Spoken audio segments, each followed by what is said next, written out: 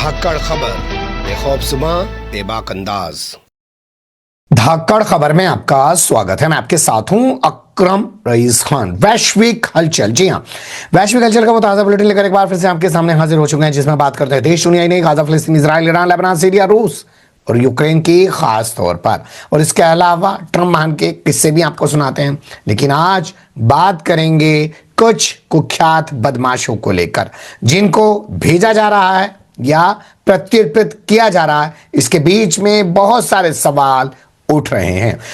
MBS को लेकर भी बात करेंगे, जो सऊदी अरब का क्राउन प्रिंस यानी कि प्रधानमंत्री बनकर घूम रहा है, व्हाइट हाउस में उसके साथ झपियां पपियां करते हुए दिख रहे हैं ट्रंप महान। उसको लेकर भी उन्होंने एक बड़ा ऐलान कर दिया है। हर पहलू से कराएंगे रूबरू, क्योंकि फिर से एक बार इन तमाम मुद्दों पर बात करने के लिए हमारे साथ जुड़ने जा रहे हैं कृष्णकांत जी यानी के जी, जो भारतीय वायुसेना के रिटायर्ड ऑफिसर हैं और जियो पॉलिटिक्स पर वाकई में अपनी पैनी नहीं गहरी नजर भी रखते हैं। बहुत शुक्रिया सर वक्त देने के लिए। थैंक यू मिस्टर अकरम। क्या लग रहा है, कितना वक्त आप लगाएंगे चंडीगढ़ में? एक दो दिन और है। अब चूंकि कुछ काम से आया हूं, लोगों से मिलने आया हूं, कुछ लोगों को और भी पता चला है तो वो भी मिलना चाहते हैं, तो अब दिल्ली तो आना ही आना है, लेकिन सोच रहा हूं 2 दिन रुक जाऊं, देखता हूं, कोई फिक्स नहीं है, 2 या 3 दिन मैक्सिमम। अब अगला जो हमला होने वाला है बिहार के बाद, वो बंगाल और फिर पंजाब, ये दोनों सूबे है ना। केरला वेरला तो बहुत दूर की कौड़ी है, वहां पर उतनी जल्दी वो कामयाब नहीं हो पाएंगे, क्योंकि साउथ के लोग नॉर्थ इंडिया के मुकाबले कुछ आप समझ सकते हैं, समझदार होते हैं। अब शुरुआत कर लेते हैं बुलेटिन की। अब जो पहला अपडेट मैं आपके सामने रख रहा हूं वो ये है सर, ये जो बंदा है लॉरेंस बिश्नोई का जो भाई अनमोल बिश्नोई, जिसने सलमान खान पर गोलियां चलाई थी, जो यहाँ पे बहुत सारे सिद्धू मूसेवाला हत्याकांड तक में शामिल रहा है, उसे लाया जा रहा है या अमेरिका ने चल भाई यहां से? देखिए, दोनों कारण है जो हमारे सोशल मीडिया में नजर आ रहा है कि लोगों को स्पेशल टूल किट इशू किया जाता है।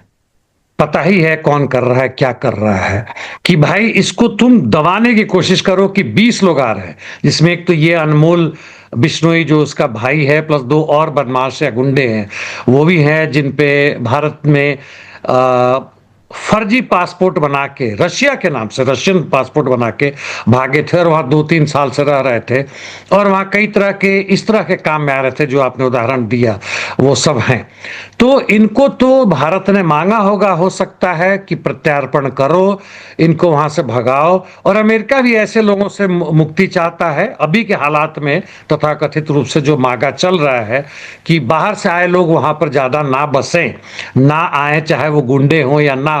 इसके साथ बाकी 16-17 तो बेचारे वो लोग हैं जो अपने रोजगार के चक्कर में वहां गए थे, दर दर भटक रहे थे, पकड़े गए और उन्हें उठा के वापस भेज रहे हैं। किस हो सकता पहुंच भी गए, हो सकता पहुंचने वाले हो, आज ही की बात है। तो इसमें इस तरह से कोई बहुत महत्वपूर्ण नहीं चीज बनता है, जो भी सोशल मीडिया पे या गोदी मीडिया में दिखाने की कोशिश कर रहे हैं कि भारत की बड़ी सफलता वगैरह, इन लोगों को पकड़ लिया, कुछ भी सफलता नहीं है। अमेरिका की मर्जी है, इनको मार के भगा रहा है, और ऐसे भी ये लोग वहां अनवांटेड लोग थे, क्यों अमेरिका इनको रखेगा उनकी नजर में? जी, अनवांटेड चलिए मान लेते हैं सर, 3 थे, इनको वहां से वो भगा ही रहा है, लेकिन खबरों में तो छपा है 200 का आंकड़ा।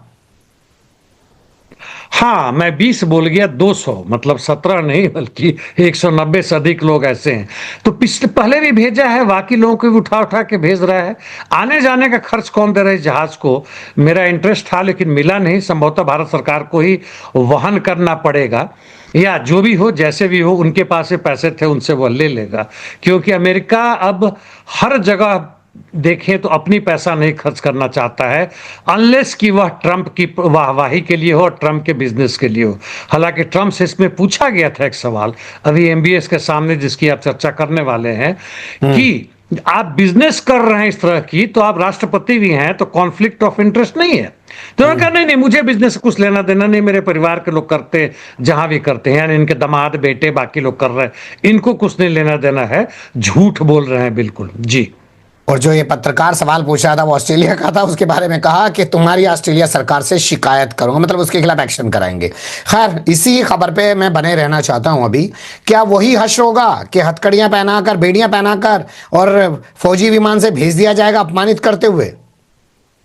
फौजी विमान से आ सकते हैं, लेकिन हथकड़ियां वगैरह शायद इस बार ना लगाए हो, क्योंकि ट्रंप का मुख्य लक्ष्य भारत को छोटा दिखाने के नहीं है, बल्कि भारत के अर्थव्यवस्था, भारत के बाजार में अपना कब्जा करना है। वहां का जो सामान आता है उस पर टैरिफ कम हो, हमारे यहां सुन किया जाता है उस पर टैरिफ ज्यादा हो। हर डिफेंस पे, हर तेल खरीदने पे, हर बाहर से जो आता है, आप चीन, यूरोप से भी और रशिया से ना करें, हमसे करें, ताकि उनको फायदा हो। उनका मुख्य लक्ष्य ये है। और जो दिखाने के लिए अपनी जनता को 200 से 2000, हो सकता है अधिक से अधिक 20,000 को भी उठा के वापस भेजे, वह उनका धंधा नहीं है। हाँ, अपने जो छुपे हुए बंदे हैं या बाकी आगे ना है, उनको दिखाने के लिए जो कर रहा है, कोई जरूरी नहीं कि इस बार भी करे। जी चलिए, इस खबर को आप दूसरे तरीके से समझते हैं। जो मोहन भागवत हैं, उन्होंने एक बयान दिया। उन्होंने कहा भारत को हिंदू राष्ट्र बनाने की जरूरत नहीं है। तो भैया, जो ये बाबा बाबा घूम रहे हैं, रोक लगवाओ इन पे। रोज की नोटंकी कर रखी है इन्होंने। दूसरे वो इसी में आगे कहते हैं, क्योंकि भारत हिंदू राष्ट्र है, ईसाई हो, मुसलमान हो, उनकी पूजा पद्धति अलग हो सकती है, लेकिन वो भारत को मानते हैं, तो भारत हिंदू राष्ट्र है। अब वो जबरदस्ती, देखिए, इन लोग के बात में मैं पहले भी कह चुका हूं, तर्क या वैज्ञानिक आधार ढूंढना अपनी बेवकूफी जाहिर करना है, इसलिए हम लोग उस पर ना जाएं। भारत जो है सो हिंदू राष्ट्र है। भारत आरएसएस है। अभी के प्रधानमंत्री, कभी पहले के प्रधानमंत्री जब इंदिरा गांधी थी, जबकि India is Indira, Indira is India, ये बात कहा गया था। वो बरुआ या क्या थे आसाम के, उन्होंने कहा था, लोग बड़ी खुश थे। आज इस हालत में खुश हैं, तो इस सब बेवकूफी में ना जाए। भारत उन लोगों का है जो भारत में मेहनत का सावाम है, जिनकी आबादी 95 से 96% है, उनका भारत है। और भारत में जहां तक देश की बात है, ना उसमें धर्म का कोई स्थान है, ना जाति का होना चाहिए, ना ही क्षेत्रीयतावाद होना चाहिए, ना ही किसी तरह का भेद हो, चाहे वो पुरुष हो, स्त्री हो, होना चाहिए। और हाँ, दुर्भाग्य है कि भी इन लोगों के हाथ में सत्ता है, इसलिए हमें इनका अवैज्ञानिक, अज्ञानता से भरा हुआ, अंधविश्वास से भरा हुआ जो कि ये कोशिश कर रहे हैं हमारे बीच फैलाने का, हमें सुनना पड़ रहा है। जी बिल्कुल सही बात है, वरना हम सुना करते थे दूरदर्शन पर मिले सुर मेरा तुम्हारा, पूरे भारत की जितनी भाषाएं थी उसमें गाते हुए तमाम राज्यों के लोगों को दिखाया जाता था। और यही हमारी सबसे बड़ी खूबसूरती है, अनेकता में एकता, जिसको ये एक रंग में रंगने की तमाम कोशिशें कर रहे हैं। खैर, अगली खबर का रुख कर लेते हैं सर। ब्राजील में 10 ऐसे इलाके हैं जहां पे आदिवासी रहते हैं और वहां पे COP30 चल रहा है। तो ये 10 के 10 इलाके कुछ विशेष स्थान बना दिए गए हैं। ये विशेष स्थान बनाए गए हैं निश्चित रूप से। पिछले साल 11 को इन्होंने घोषित किया था, इस बार 10 को घोषित किया है, 21 हो जाएंगे। यानी उस जगह में आप जंगल काट दें, यह नहीं होगा, स्पेशल परमिशन लेना पड़ेगा। हम इसको इस तरह से समझें कि इसका निषेध है जो हमारे देश में या कई देशों में बनाया जाता है, स्पेशल इकोनॉमिक जोन। यानी वहां पे पूंजीपतियों पर टैक्स नहीं लगेगा, उनकी छूट होगी, पुलिस उनके साथ होगी। वैसे पूरा भारत स्पेशल इकोनॉमिक जोन हो रखा है फॉर द टाइम बिंग। तो उसके खिलाफ, ताकि ये लोग काटे नहीं। हमारे यहाँ भी देखें तो उखाड़ा जा रहा है उनको, उनका जो भी जर जमीन और उनका जो है उसको लूटा जा रहा है, उस पर रोक लगाने की कोशिश की गई है। तो खासकर इस समय जब COP30 चल रहा है, तो ब्राजील ने दिखाने की कोशिश की है कि जो हमारे नेटिव लोग हैं, वहां का जो जंगल है और जो भी आबादी है, डिफॉरेस्टेशन हो रहा है या बायोडाइवर्सिटी है, भिन्न भिन्न तरह के लोग भी हैं, भिन्न तरह के जानवर हैं, भिन्न भिन्न तरह के पौधे हैं, इनको बर्बाद ना किया जाए। और इसलिए 10 और को ऐसा घोषित किया गया है ताकि पोचर्स जो है आके उसमें तोड़फोड़ ना करें, जंगली जानवरों को शिकार के नाम पर ना खत्म करें, डेवलपमेंट के नाम से पेड़ों को ना काटें। बिल्कुल अच्छी बात है। चलिए, कहीं की सरकारें तो कुछ कर रही हैं, पर क्या जो कर रही हैं वाकई में पर्याप्त कर रही हैं, या हाथी के दांत खाने के और दिखाने की ओर? अब रुख कर लेते हैं भारत और पाकिस्तान से जुड़ी खबरों का। बगल में बैठा के MBS को, वैसे तो हर एक कोई बगल में बिठाते हैं ट्रंप, और वो पता नहीं, वो अजीब सा सड़ा हुआ सा सोफा सा मुझे लगता है रख रखा है उन्होंने, और प्रेस कॉन्फ्रेंस करते हैं। ये वो MBS है जिसने पाकिस्तान से, अभी आप जानते हैं कैसा समझौता किया है, और कह रहे हैं कि साहब फिर से भारत जंग शुरू करने वाला था, वो तो मैं था, मैंने रुकवा दिया। ये जो नया दावा है, इसके बारे में आप क्या कहेंगे? अब देखिए, ट्रंप का जो बहुवचन, बोल वचन जो आप शब्द इस्तेमाल करते हैं, वह अनवरत है। हर तानाशाह इस तरह की बातें करता है, वो काम करता है, चाहे हिटलर रहा हो, मुसोलिनी रहा हो, अभी प्रेजेंट डे में जहां देखे तानाशाह है, उसे लगता है कि वह जो बोलता है वही सत्य है। धीमे धीमे चूंकि चापलूसों से इस तरह घिरा रहता है कि उसे लगता है कि वो सही में महान हो गया, ऐसा लग सकता है, हालांकि वह महामूर्ख, अज्ञानी और अंधविश्वासी है। ये जो बार बार दोहरा रहे हैं कि हमने इतने जंग रुकवा दिए, ये करवा दिया, भारत दोबारा शुरू करने वाला था, मैंने रोक दिया टैरिफ के नाम पे और वगैरह वगैरह के नाम पे, वो अपनी माखौल अब उड़ा रहे हैं। जो उन्होंने शुरू में कहा हमने भी उस पर ध्यान दिया, हमारे इतने जहाज मरे, उसके इतने जहाज मरे, एक तरह से कहें तो टाई हो गया, कोई जीता कोई हारा, इसका बेमानी हो गया। भक्त भली जो कहें वो पाकिस्तान के हो, अमेरिका के हो, भारत के हो, वो कोई मतलब नहीं, बेमानी है। लेकिन ट्रंप का अब बोलना अब उनके लिए, उनके मतलब चमचों के लिए भी एक हास्यास्पद बना जा रहा है। ये 4 दिन की लड़ाई को उन्होंने रुकवा दिया, नहीं तो पता नहीं क्या हो जाता। रुकवाना ही है तो वास्तव में वह गाजा नहीं, पूरे पैलेस्टीन को वह पूर्ण राज्य का दर्जा दे, जो दिखावे के लिए एमबीएस भी वहां पे बार बार कह रहे हैं, और यूक्रेन युद्ध को रोके। बिल्कुल आपने सही कहा, लेकिन उसकी भी हम बात करेंगे। अभी रुक कर लेते हैं अगली खबर का।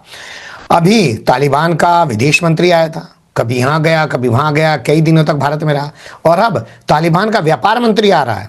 ये ज्यादा मोहब्बत नरेंद्र मोदी की उस सरकार को तालिबान से क्यों हो गई है, जो कहती थी कि गुड तालिबान और बैड तालिबान कुछ नहीं होता। जो बार बार हम लोग कहते थे कि भारत की विदेश नीति असफल हो रही है, यहां पे कुछ हद तक जो भी कारण रहा हो सफल होता नजर आ रहा है। लेकिन अफगानिस्तान इतना बड़ा देश नहीं बनता है, ना ही उसकी शक्ति इतनी बड़ी है कि पाकिस्तान को उसके द्वारा हम उसके बड़े फौज को टाइप कर सके। हालांकि छोटा मोटा तो जरूर, क्योंकि उसका बॉर्डर बहुत लंबा है, जो भी वहां पे है डुरांड लाइन जो है उस पे काफी जबरदस्त है। रशिया का भी इसमें प्रवेश हो चुका है। हाँ, अब इस बार जो आ रहे हैं वहां के कॉमर्स एंड इंडस्ट्रियल मिनिस्टर जो आ रहे हैं, उनका संभवतः अब ये लोग ढूंढ रहे हैं कि अफगान पाकिस्तान के बॉर्डर से यदि हम नहीं व्यापार बाहर के देशों में कर सकते हैं, उनके पास इंडस्ट्रियल प्रोडक्ट्स तो कुछ खास है नहीं, मुख्य रूप से उनका फल और बाकी सब चीजें जो है, मेवा और ड्राई फ्रूट्स जिस रूप में भी है, जो भी बेचना चाहते हैं। क्या चबाहार है ना, वो ईरान में जो पोर्ट बना रहा है इंडिया, हालांकि वही अधर में लटका हुआ है, कितने 8 बिलियन है, उससे भी ज्यादा का है। अमेरिका के दबाव पे हमने उसको आधा अधूरा छोड़ा हुआ है, उसमें उसकी इंटरेस्ट हो सकती है, मतलब ईरान, और ऊपर में देखें तो ताजिकिस्तान, उज्बेकिस्तान जो भी उसके थ्रू वह कर रहा है, इसलिए उसकी छटपटाहट भी है दूसरी तरफ कि हम कैसे उसको करें। और इंडिया ने कई बहुत जबरदस्त एड्स दे रखे हैं वहां पे, वहां के खासकर मेडिकल फैसिलिटीज को अपग्रेड करने के लिए। उसके एजुकेशन सिस्टम में तो कभी भारत से संपर्क नहीं करेगा, क्योंकि वह तो हमें जो भी समझता है वो पाकिस्तान को भी इस्लामिक कंट्री मानने से इनकार कर रहा है, हम तो बहुत दूर की चीज है। तो इन सब चीजों के लिए, ट्रेड के लिए कुछ टेक्निकल असिस्टेंट, जहां तक उसका वो जो रेयर अर्थ एलिमेंट जो है, जो फंसा हुआ है जमीन के नीचे 3 से 4 ट्रिलियन बिलियन का, उसके लिए तो संभवतः चीन यहां अलाउ नहीं करेगा। लेकिन बस इन्हीं मुद्दों पर आ रहे हैं, वो भी 7 दिन के लिए आ रहे हैं। बाय द वे, यहाँ पे इंटरनेशनल जो फेयर चल रहेगा अभी, उसमें भी शामिल होंगे, जो क्या उसको कहते हैं, इंडिया इंटरनेशनल ट्रेड फेयर। हाँ जी, तो जो दिल्ली में होगा उसमें संभवतः वो तो संभवतः देखने के लिए आया, तो उसको देखने के लिए मिनिस्टर को यहाँ 7 दिन बिठा दिया, कोई खास मायने नहीं बनता है, दूर दराज कुछ और भी है। जी, बांग्लादेश में जो हो रहा है उससे सिर्फ इतना सा कहते हुए चीन ने तो पल्ला झाड़ लिया कि भाई ये उनका अंदरूनी मामला है, शेख हसीना को फांसी दें, जान से मार डालें, हमें कुछ लेना देना नहीं है। लेकिन क्योंकि हम बात कर रहे हैं तालिबान की, अफगानिस्तान की, और जिक्र हुआ रशिया का भी, तो रशिया कह रहा था कि मैं मध्यस्थता करा दूंगा, लेकिन अब रशिया और यूक्रेन में मध्यस्थता कराने के लिए तुर्की बहादुर सामने आ गए हैं। तुर्की का कोई खास रोल नहीं है। हालांकि तुर्की उस जगह हो सकता है जहां ये दोनों देश के प्रतिनिधि आएंगे, चूंकि पहले भी आते रहे हैं। बेलारसिया था, जरूर था, निश्चित रूप से था, लेकिन उस पर यूक्रेन और नेटो या यूरोपियन यूनियन के लोगों को भरोसा नहीं है, इसलिए तुर्की डरते हैं। नहीं तो दूसरी तरफ सऊदी अरबिया भी बहुत खुश होगा, नहीं तो कतर, यूएई जैसे देश ही हैं, तो तुर्की का वहीं तक वैल्यू है। विटकॉफ फिर पहुंच रहे हैं वहां पे और इनसे बात करने वाले हैं रशिया में आके, तो अंदर ही अंदर कुछ न कुछ एक और नया ड्राफ्ट तैयार हो रहा है, ऐसा लग रहा है, जो कि संभवतः रशिया भी मानने को तैयार है। वैसे हाल फिलहाल में देखें तो रशिया हर आए 2 दिन से 3 दिन के बीच में 2 से 3 या 4 नए नए स्टैब्लिशमेंट पर कब्जा कर रहा है, चाहे वो दक्षिण यूक्रेन हो, दक्षिण पूर्व हो, उत्तर में कुछ खास नहीं है, लेकिन खार्कोव के उत्तर में वोल्चांस्क क्षेत्र में बढ़ रहा है, सुमी क्षेत्र में यथास्थिति बना हुआ है। जी चलिए अब रुक करते हैं गाजा और मिडिल ईस्ट से जुड़ी खबरों का, और जो सबसे बड़ा अपडेट है वो आज चर्चा का विषय बने हुए हैं रूस और चाइना। इन्होंने वीटो पावर का इस्तेमाल नहीं किया सर। लोग कह रहे हैं अमेरिका 6-6 बार कर सकता है, तुम भी 1 आध बार कर लेते। तो क्या इनकी मजबूरी रही, क्या इनकी तरफ से पक्ष आया? हालांकि कल भी आपने इस पर बात की थी, लेकिन मुझे लगता है इस पर और विशेष रूप से जो है बात होनी चाहिए। चीन शायद ही कभी वीटो करता है, अपना केस हो तो करे, लेकिन चीन वीटो पावर का इस्तेमाल नहीं करता है। शुरू में जब चीन के पास नहीं था वीटो पावर, वह ताइवान के पास था, फार्मोसा जिसे कहते थे, और उसके बाद हटने के बाद चीन ने कहा, उस समय इनका यह था समझ कि, या जो दुनिया को कहते थे कि वीटो पावर गलत है, यानी सब देश को बराबर का अधिकार होना चाहिए, और इसीलिए उसका यदि बचा खुचा शेष है तो उसका इस्तेमाल नहीं करता है। नंबर 2, वह वीटो पावर करके अमेरिका से इकोनॉमिक आधार पर नहीं लड़ना चाहता है। वह स्पष्ट है, वो कहता नहीं है लेकिन स्पष्ट है, वह मुझे कम से कम तो दिखता है, बाकी लोगों को भी दिखना चाहिए। जहां तक रूस की बात है, इस पे रूस और चीन ने भी जब बहस चल रहा था 15 देशों के यूनाइटेड नेशन सिक्योरिटी काउंसिल के अंदर में, और इन दोनों ने बहुत जबरदस्त क्रिटिसाइज किया, जैसा मैंने पहले कहा था, बोर्ड ऑफ पीस पे हुआ था, इंटरनेशनल सिक्योरिटी या स्टेबलाइजेशन फोर्सेस के ऊपर हुआ था, और पैलेस्टीन स्टेट को पूर्ण रूप से मान्यता देने के पक्ष में आगे बातें नहीं बन रही थी। इन 3 मुद्दों पर इनका बहुत जबरदस्त वो था, विरोध था। हाँ, वीटो क्यों नहीं दिया? क्योंकि अरब कंट्रीज के जितने भी वहां के शासक वर्ग है, वो पूरी तरह से बिल्कुल सर जो है सो झुका के अमेरिका और इजराइल के प्रस्ताव को, तथा कथित रूप से जो 20 सूत्री या 20 प्रोग्राम जो है उसको मान्यता दे रहे हैं। तो रशिया 2 कारणों से यहाँ पे मेरे को लगता है, एक तो इनके खिलाफ नहीं जाना चाहता है, जिसमें जितने भी हैं Saudi Arabia, Turkey, Qatar, UAE जो कूद रहे हैं बहुत जबरदस्त। नंबर 2, अभी ऐसा लगता है कि अरब कंट्रीज की जनता को भी लगता है कि अभी हमास के लिए, हिजबुल्लाह के लिए अभी यह सही वक्त है कि अभी वह पीस के लिए तैयार हो। हालांकि इजराइल वही कर रहा है जो करना चाह रहा है। सीरिया में कल भी उसने अटैक किया, वहां पे क्यूनेत्रा जो जगह वहां पे किया, लेबनान में लगातार जारी है, हमास में भी जारी है। तो संभवतः इन्हीं दोनों कारणों से रशिया अभी ने नहीं लगाया, और उसने बाइकॉट किया, उसका विरोध भी नहीं किया, बाइकॉट किया उस प्रस्ताव का चीन के साथ साथ। जी, अगर मैं आसान शब्दों में कहूं कि भैया जो फिलिस्तीन के अगल बगल में बसे हुए तथाकथित मुस्लिम अरब देश हैं, जब उन्हीं को कोई लेना देना नहीं है तो हम काहे को पंगा लें। दूसरा ये भी हो सकता है कि भाई अगर हमने इस जंगबंदी प्रस्ताव को रोक दिया तो कहना आपका वही कि अमेरिका पूरी दुनिया में हल्ला मचाएगा, देखो मैं तो शांति स्थापित करवाना चाहता था गजा में, और ये देखो रूस और चाइना नहीं होने दे रहे। ये 2 बात भी तो हो सकती हैं सर। ये दोनों बातें सही हैं। दूसरी बात से यह भी निकलता है कि रशिया अभी प्रत्यक्ष रूप से अमेरिका से पंगा नहीं लेना चाहता, क्योंकि यूक्रेन मसला है और उसका इकोनॉमिक एम्बार्गो जो होने वाला है, जो ट्रम्प बार बार धमका रहे हैं, उसको भी डिले करना चाहता है जब तक संभव है। जी, चल तो हर तरफ बहुत कुछ रहा है, क्योंकि इजराइल का नेतन्याहू जो प्रधानमंत्री है वो उस तरीके से खुलकर सऊदी अरब को F-35 देने का विरोध नहीं कर रहा है जिस तरीके से उसको करना चाहिए, जब उसके यहाँ का पूरा विपक्ष इस मुद्दे पर परमाणु जो संयंत्र वहां पे स्थापित किए जाएंगे सऊदी अरब में, AI जो दिया जा रहा है उस सब का विरोध कर रहा है। तो क्या खिचड़ी पक चुकी है? और इसी के चलते MBS ने कह दिया बगल में बैठ के कि साहब आप बस फिलिस्तीन को पूर्ण राज्य का दर्जा दे दो, माई बाप हम तो संबंध सामान्य कर ही लेंगे, अब्राहम अकॉर्ड में शामिल हो ही जाएंगे जो है इजराइल के साथ। 1-2 बातों पर इसके पहले मैं जवाब दूं। ट्रंप ने डिक्लेयर किया कि सऊदी अरेबिया हमारे यहाँ अमेरिका में $60 बिलियन निवेश करने वाला है।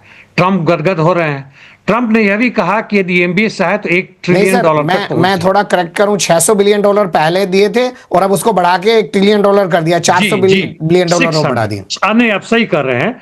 600 तभी 1000 होगा तो 1 बिलियन के 1 ट्रिलियन के बराबर पहुंचेगा। हाँ जी, हाँ जी, हाँ जी। इस पे एमबीएस ने कहा कि निश्चित रूप से हम इसको 1 ट्रिलियन तक लेके जाएंगे। यह ट्रंप के लिए बहुत बड़ा एक जीत है, मागा के लिए नहीं, यह ट्रंप के लिए व्यक्तिगत रूप से। इनके दामाद बेटे सब इससे बहुत गदगद होंगे कि भाई एक चीज तो वो हो रहा है। दूसरी चीज, आपने कहा एआई चिप्स तो देने की बात करें, आर्टिफिशियल इंटेलिजेंस की, वह बड़ा महत्वपूर्ण चीज है। और वह कैसे तैयार हुआ, अमेरिका और अमेरिकी कांग्रेस उसको अप्रूव करेगी कि नहीं करेगी, वह देखने वाली बात है। जहां तक F-35 की बात है, वर्षन के बारे में पूछा गया वहां पे प्रेस कॉन्फ्रेंस में आने से ये सब डरते नहीं है, भारत जैसा सीन नहीं है, बड़ा ओपनली आते, जो भी हो डांट डपट करे, हंगामा करे, बात अलग है। तो उसमें पूछा गया कि जो F-35 आप इजराइल को दे रहे हैं और जो दूसरा आप सऊदी अरेबिया को दे रहे हैं, क्या एक ही है? इन्होंने गोलमोल जवाब दिया, यानी दोनों एक होने के बाद से ढांचा में एक नहीं होगा, उसका जो माइंड और ब्रेन होगा वैसे ही होगा जिस तरह से फ्रांस ने हमें राफेल दिया था। और एआई चिप्स जा रहे हैं, आप अंदाजा लगा सकते हैं, ये स्पष्ट है, मतलब इसको किसी मीडिया मानने की जरूरत नहीं है कि जिस तरह से हिजबुल्लाह के पास जो पेजर्स थे, पहले जमाने वाला था, जो एक्सप्लोड किया, ताइवान से बन के आए थे, इजराइल उसे बारूद लगाया था, इनके साथ क्या अमेरिका का इंटेलिजेंस एआई के थ्रू नहीं प्रवेश करेगा, इजराइल का नहीं प्रवेश करेगा? ये आत्मघाती कदम है सऊदी अरबिया के लिए, इंडिपेंडेंट नहीं हो रहे, बस वहीं तक इनको मुक्ति मिली है। पाकिस्तान से भी जो इन्होंने न्यूक्लियर पैक्ट और जो भी कुछ किया हुआ है, वह अमेरिका ही के कहने से लगा है, चूंकि पाकिस्तान को भी लाना चाह रहे हैं। अब ये चीजें स्पष्ट हो रही है। तो कुल मिला के इजराइल समझ रहा है कि जो भी उसको दिया जा रहा है, F-35 हो, सिक्योरिटी गारंटी हो, यहां तक उसको कहा गया कि ये नॉन नाटो मेजर कंट्री होंगे, यानी नाटो के नाम मेंबर होने के बावजूद भी नाटो की तरह इनको इज्जत दिया जाएगा।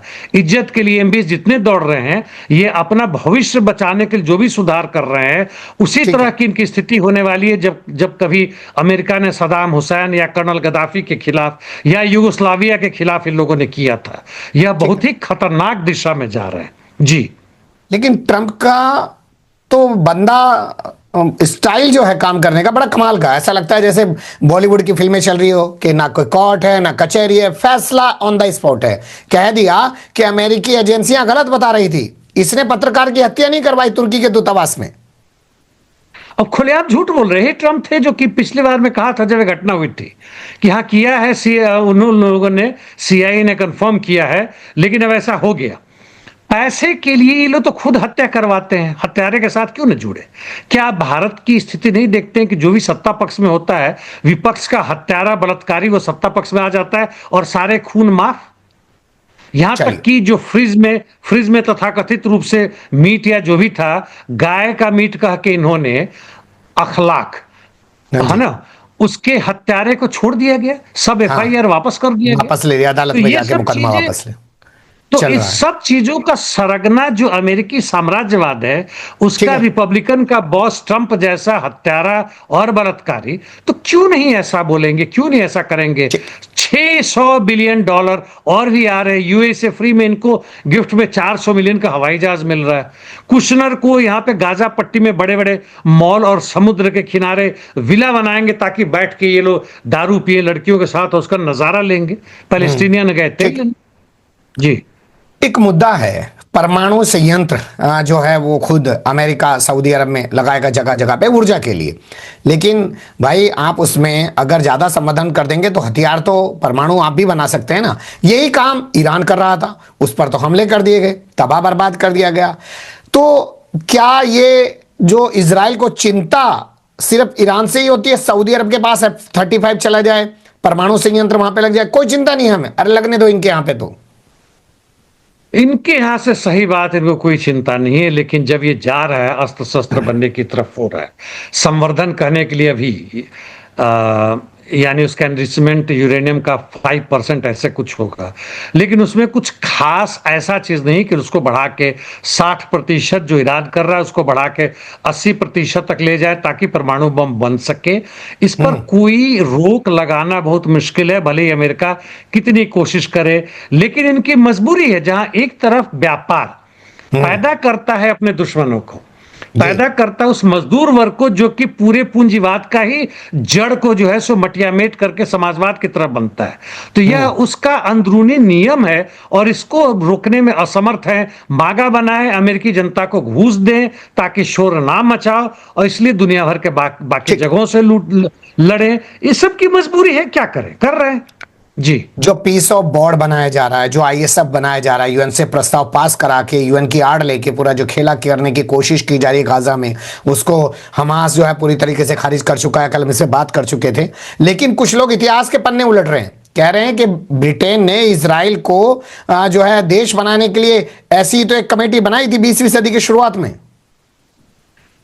पीस कमेटी है एक्चुअली 1900 मतलब 20वीं दशक में 1928-29 यानी फर्स्ट वर्ल्ड वॉर का वॉर, सेकेंड वर्ल्ड वॉर के पहले जब नेशंस ऑफ लीग हुआ करता था, यूनाइटेड नेशंस नहीं होता था, तो उसका उस समय तो इजराइल की कल्पना थी जरूर, जो जियोनिस्ट जो थे वह कोशिश पूरी कर रहे थे, लेकिन ओपनली मान्यता नहीं मिली थी। अंदरूनी भले ये बदमाशी कर रहे हो, वो सब चीजें हो रही है। मुख्य रूप से जो इन्होंने दिया वहां के फॉरेन मिनिस्टर ने, तथाकथित रूप से, लिखित रूप से, और वह भी किसको दिया, इंग्लैंड का जो फॉरेन मिनिस्टर था, इजराइल का जो ये यहूदीज वगैरह थे, इजराइल नहीं था, यहूदीज के जो बॉस थे, जो मूवमेंट के थे, उसको लेटर दे दिया कि मैं तुम्हें इजराइल देता हूं।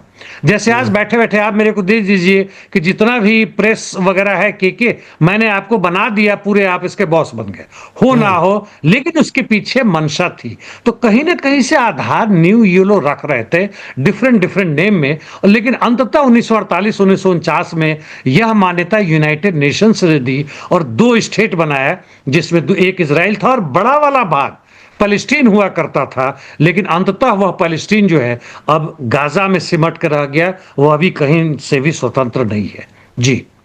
चलिए, इस सब के बीच ईरान की भी जिक्र हो जाए कि वो क्या कर रहा है। मानव तस्करी का आरोप लगाते हुए भारतीय वीजा पर रोक लगाई जा रही है।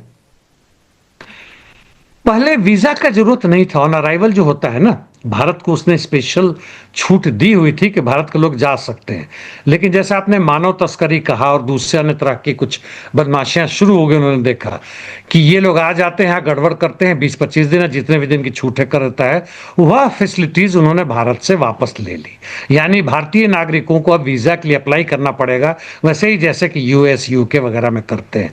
भारत की स्थिति जहां तक है, वीजा की बात है, पूरे वर्ल्ड में बात है, हम 150 से 180 देशों के बीच में हम कहीं 120-30 में आते हैं। हमारी स्थिति बहुत बेहतर नहीं है, भले ही आज हम विश्वगुरु बन गए हो जी। चलिए, अब रुख कर लेते हैं ट्रंप वहां से जुड़ी खबरों का। और यहां जो हमारे पास बड़ी खबर आई है वो है अमेरिका के राज्य टेक्सास से जुड़ी हुई। वहां के गवर्नर को बताया जा रहा है कि मुसलमानों के खिलाफ लोगों को भड़काने का काम कर रहा है। ये गवर्नर जो है रिपब्लिकन का है और निम्न स्तर की बातें करता है। तो वहां पे जो अमेरिकन इस्लामिक ग्रुप है, काफी बड़ा है, उसके बारे में, चूंकि ये लोग पैलेस्टीन को सपोर्ट करते हैं, इसके बारे में लिखा कि ये लोग विदेशी हैं। विदेशी तो खैर कहीं से नहीं है, चूंकि वहीं के नागरिक है, और दूसरा कहते हैं कि लोग टेररिस्ट है और क्रिमिनल है। इस तरह का स्टेटमेंट एक गवर्नर पोस्ट से होकर, वो भी टेक्सास जैसे बड़े राज्य का, यह बहुत ही घिनौना काम है। इन लोगों ने धमकी दी है कि भाई हम आपके खिलाफ हम फिर से कोर्ट में जाएंगे। पहले भी इनको कोर्ट के द्वारा पनिशमेंट जिस रूप में जैसे भी वो मिल चुका है, और हम जो है हम समझते हैं कि आपकी मजबूरी है कि अमेरिकन इजरायली कोऑपरेशन है, वो जो आपको फंड देता है उसके कारण आप ऐसा कर, लेकिन इसके बावजूद कोर्ट में जाएंगे। तो केवल कोर्ट में जाने से इसका अंतिम निदान नहीं है। इसका अंतिम निदान है कि अमेरिकी जनता ऐसे लोगों को हमेशा हमेशा के लिए बंद कर दे, ताकि ये वापसी ना कर सके किसी तरह से। यानी पूरे रिपब्लिकन ही नहीं, डेमोक्रेट्स ही नहीं, बल्कि सत्ता इनके हाथ में आनी चाहिए। नहीं तो ऐसे घिनौने लोग हमेशा पैदा होते रहेंगे, बढ़ते रहेंगे जी। बिल्कुल हम सही कह रहे हैं। और जोहरान ममदानी के जीतने के बाद से ऐसे तमाम लोग ज्यादा हड़बड़ा रहे हैं, घरबरा रहे हैं और सोच रहे हैं कि जो उन्होंने नफरत का एक ज्वार भाटा इतने सालों से तैयार किया था डर के जरिए कि वो आएंगे तुम्हारी नौकरी खा जाएंगे, तुम्हें खा जाएंगे, ये मुसलमान तुम्हें जीने नहीं देंगे, वो इस्लामोफोबिया जब टूट रहा है तो वो तो उसे और शिद्दत तक ले जाने के लिए अपनी जान तक लगा देंगे। बहुत शुक्रिया। वैसे हमारे यहाँ पे भी यही सब चल रहा है। आपसे फिर किसी और मुद्दे पे जुड़ने की कोशिश करेंगे। अभी के लिए धन्यवाद sir. Thank you mister Akram.